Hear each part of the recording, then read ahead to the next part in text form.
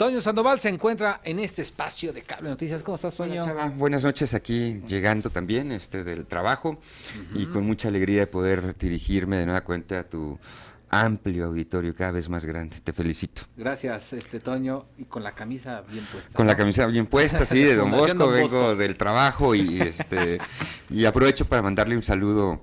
Los chavos de Don Bosco de repente me los encuentro Sí. en el patio y me dicen, oiga, lo vi en la tele, ¿no? Qué bueno. Pues a todos aquellos que nos ven esta noche, a sus familias, les mando también un saludo muy, muy cordial.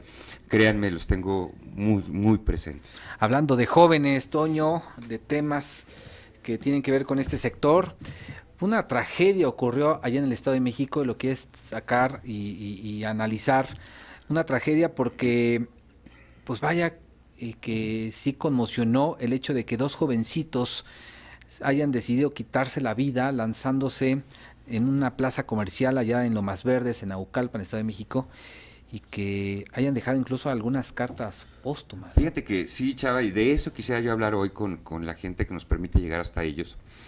A mí me parece que es bien preocupante cuando dos adolescentes de 14 años, una niña y un niño, porque verdaderamente son todavía niños, con todo y que empiezan a transitar hacia su juventud, deciden quitarse la vida. Y esta muchacha que le escribe un mensaje de WhatsApp a una de sus amigas para decirle, ahí les dejo una carta de despedida, o les dejamos una carta de despedida en nuestras mochilas.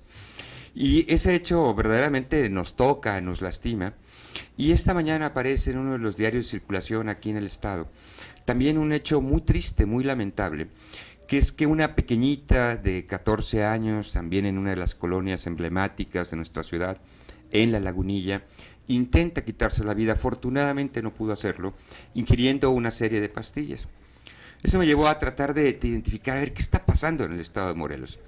Y te quiero decir que, según datos del INEGI, entre 60 y 70 personas, mayoritariamente adolescentes, jóvenes de entre 15 y 29 años, cada año en este estado de Morelos se quitan la vida o intentan quitarse la vida. Y este es un fenómeno que me parece que es importantísimo reflexionar, porque en el fondo nos estamos planteando cómo les logramos arrebatar el sueño de futuro a nuestros jóvenes. Antes, cuando pensábamos en la niñez y en la juventud, siempre hablábamos del futuro de nuestra sociedad. Y de repente pareciera que a los jóvenes y a los adolescentes se les arrebató el sueño del futuro. Por supuesto que puede tener múltiples causas el tema de que un muchacho, una muchacha, un adolescente, incluso un niño se quite la vida.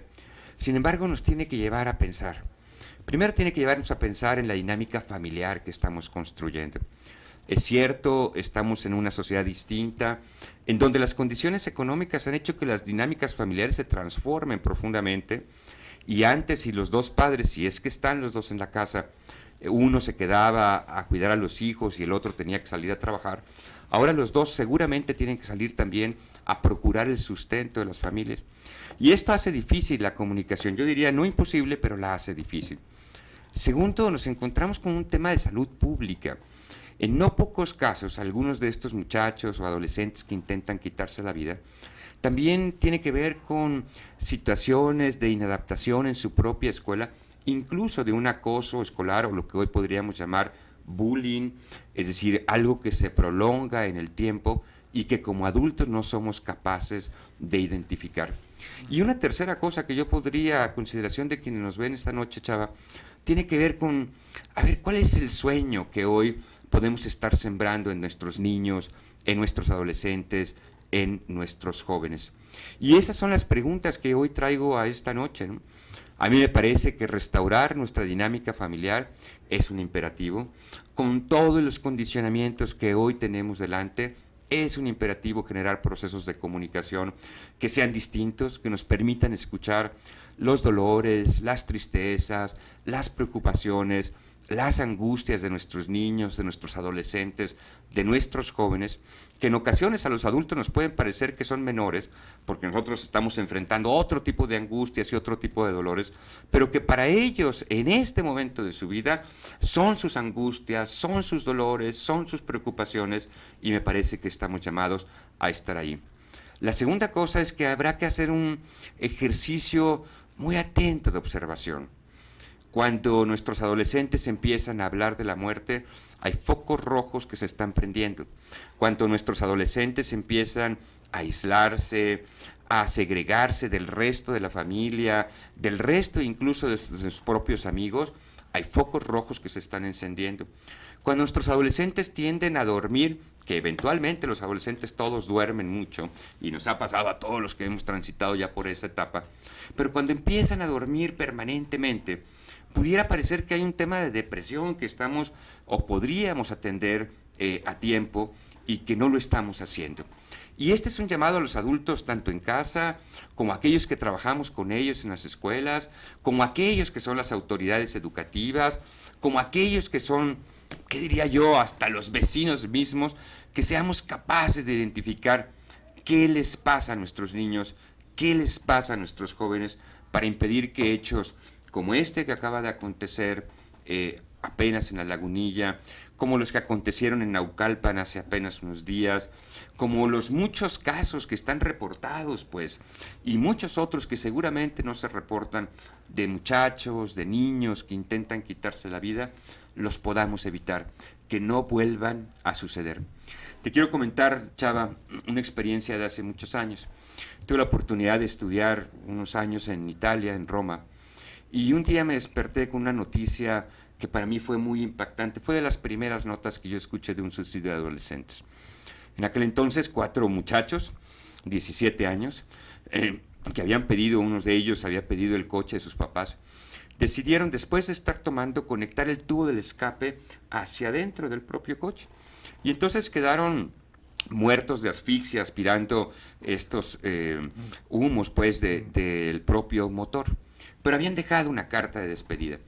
Y en esa carta de despedida, lo que se traslucía es que no había motivos para ellos para vivir. Por supuesto que estamos hablando de una sociedad distinta, porque es una sociedad industrializada, avanzada, ¿no?, con un nivel económico de vida alto. Y en ese entonces ya me hacía yo la pregunta, a ver, ¿y cuáles son los motivos que estaríamos llamados hoy a presentar a nuestros niños, a nuestros adolescentes, a nuestros jóvenes para vivir? En un mundo, por supuesto, que ha cambiado, en una sociedad que se ha vuelto compleja, pero que podemos encontrar lo más profundo. Y me parece que caminos para ellos son el servicio, la escucha, el salir de sí mismos, el ser capaces de hacerse solidarios, el buscar espacios donde puedan congregarse. Y ahí hay un llamado, pues, que esta noche yo quería hacer, pues, a los adultos que nos toca acompañar, a los niños, a los adolescentes y a los jóvenes en su tránsito hacia la edad adulta. Te voy a compartir un dato a propósito del tema. Me dediqué desde julio de este año hacia acá a registrar las tarjetas informativas que emite la Fiscalía sobre suicidios. De julio a octubre, 21 suicidios, entre ellos 8 de entre 13 y 29 años de edad. Estamos hablando de 8 jóvenes. Así es, ¿no? Y ese es lo que yo digo que es alarmante, porque siempre que nos expresamos en torno a la niñez y a la juventud, estamos hablando del futuro. Uh-huh. Y cuando ese futuro se nos está perdiendo, se nos está escapando de las manos, particularmente personificado en estas personitas, ¿verdad?, en niños, en jóvenes, entonces ahí hay un cuestionamiento grande que tenemos que hacernos como sociedad. ¿Qué estamos haciendo como sociedad? ¿Qué nos estamos proponiendo hacia adelante? ¿Y qué caminos podemos hacer para transitar con ellos, los adultos, tratando de que encuentren motivos para vivir? Toño, gracias por esta reflexión. No, muchas gracias, dura, Chava, pero... y gracias a quienes nos permitieron, pues, llegar. Un llamado a los papás, estén atentos, un llamado a los maestros, estemos atentos, porque lo que tenemos como tesoro es nuestra niñez y nuestra juventud. Que te vaya muy bien, Toño. Muchas gracias, Te Chava. veo el próximo martes por aquí. Toño Sandoval aquí con nosotros, regresamos.